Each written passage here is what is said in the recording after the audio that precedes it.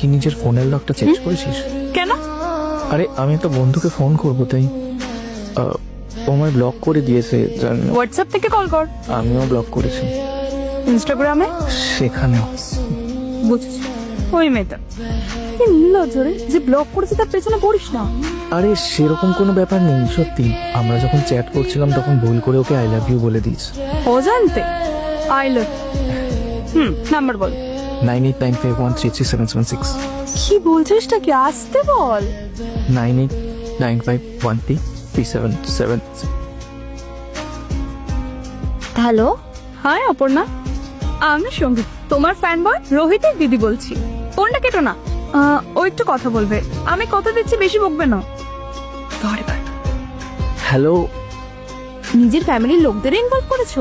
আসলে ব্লক করে দিয়েছিলি তাই অসহায় লাগছিল, তো আমরা কি এটা মিটিয়ে ফেলতে পারি না? রোহিত, নিজে সময় নষ্ট করো না। আমার ভাবনা চিন্তা পুরনো। পুরোনো দিনের? হ্যাঁ, নিজের সময় নষ্ট করো না। যখন সময় হবে আমার পেরেন্টসরা আমার টেস্ট অনুযায়ী আমাকে অপশন দেবে, আমি তার মধ্যে থেকে চুজ করে নেবো। সিম্পল, ঠিক আছে? যদি আমি বেস্ট না হয় বেটার? আমার বাবা মাকেও সেটা ভাবতে হবে, তাই না? বেশ, ঠিক আছে, তো আজকে থেকে ওনাদের ইমপ্রেস করার দিকেই মন দেবো আমি। আমার মাকে ইমপ্রেস করতে হলে তোমাকে ওয়েনারে যেতে হবে।